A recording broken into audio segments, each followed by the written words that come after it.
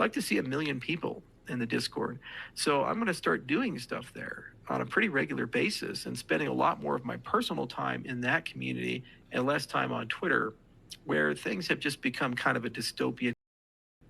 And what I'm going to do is turn over partially or completely in 2026 some of the Twitter to more automation.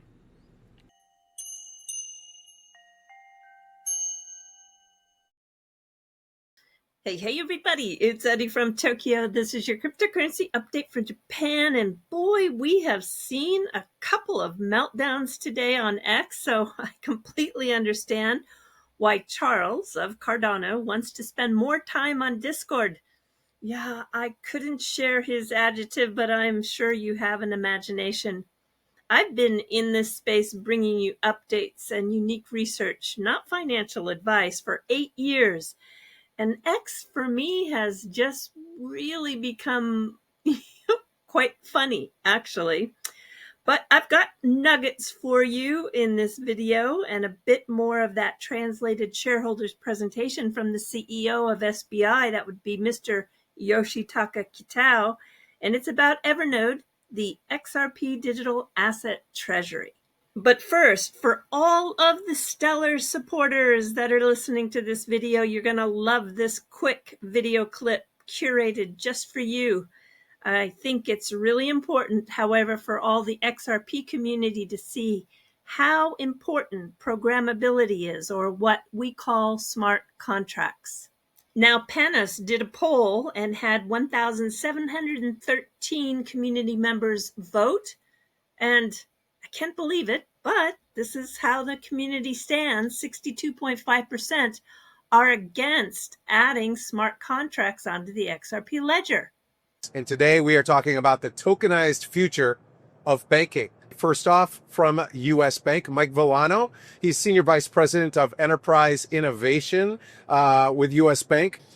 Mike, why are we talking about stablecoin at all? It's the exciting work we have when it comes to issuing stablecoins that we're partnered with PwC as an advisory company and consulting company to help us developing on the Stellar network and in partnership and collaboration with the Stellar Development Foundation. So we're very excited for that. But to your question around why stablecoins, it's another way to move money on a blockchain. And we look at blockchain as an alternative payment rail. And we're very interested to see what use cases are going to manifest from that and what customers are going to be most interested in. It's thinking about what compliance rules, what business rules you can build into this program, this new programmable money, and how we can potentially deliver that safely, securely, and reliable. So we've been talking about blockchain for years, and we're at a point now where it's not about innovation anymore. It's about practical application in a rigorous, highly regulated environment where we're taking advantage of the tooling on chain, in this case on the Stellar network, to demonstrate that the promise of programmable money actually yields benefits for not only the institution, but the customers that they serve. Now, quickly, this is very interesting because it's so woven. This community is so woven together. The OG exchange Kraken uses Centaura. Now, that is the same talented team behind Flare Network's Firelight. Firelight is the XRP DeFi staking solution that's coming in just a few days. And now they're helping to manage Kraken's new DeFi vault. Yes, it's just amazing. They are putting themselves in a light of more alternatives to banks. And yeah, this is a light that is ever so needed because we've got JP Morgan, who just unbanked Strike. Wherever you are and whatever you do, I want you to start listening to more AI content. AI is building complex programmable sites to mobile apps in just weeks versus what took months and years.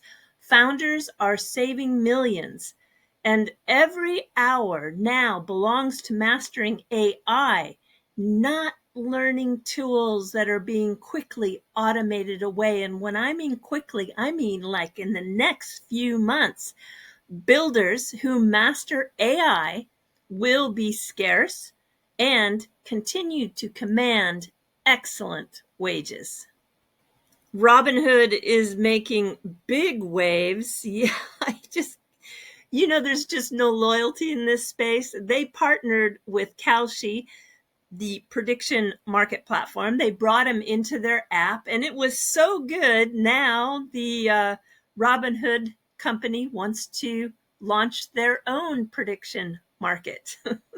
Robinhood is making huge waves. I just can't believe this.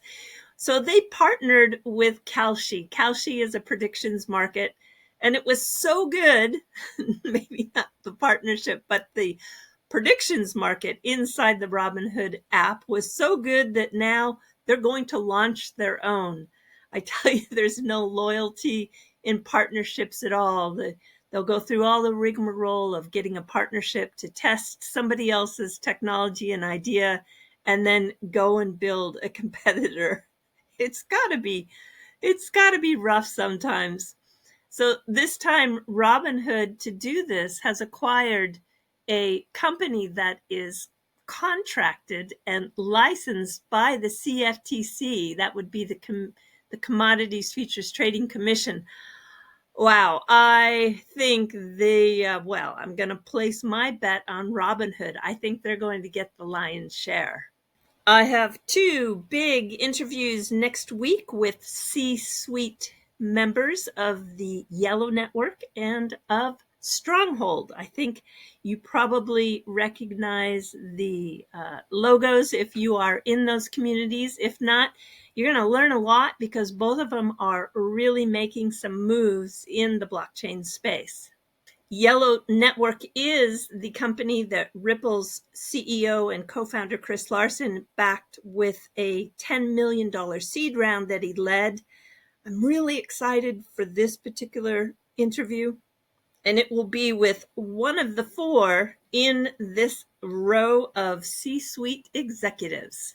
Now, before I have you listen to that tweet that will take you out on this video, I want to share with you a little bit of a Q&A from the GTreasury Ripple online blog. Yeah, it's a great blog. I'm going to put a link to it in the description of this video. And I'm telling you, it's all about what the client wants. It's about choice, and it is zero bait and switch, as there has been a little bit of some narrative out there which was totally wrong. The question, can I use this platform with any bank, any payment rail, and any infrastructure without lock-in? The answer from Ripple plus GTreasury, yes. Let's listen to the clip that was translated in English by one of his longtime translators. I think this gal's been doing his presentations for years. And until next time, do take care. Sayonara for now. Bye-bye. So XRP, Ripple, in the US, Ripple, that is with Ripple, the EverNorth, they're doing XRP Treasury. There will be another the vehicle for us to invest. And the Chris Larsen, co-founder of Ripple, that makes the investment as well. And there are many institutional investors along with SBI Group and Ripple. So we raised over USD $1 billion. And using the SPAC NASDAQ listing that will happen. And when the value goes up, of course, our own valuation will also go up. This is very interesting. This will be very interesting.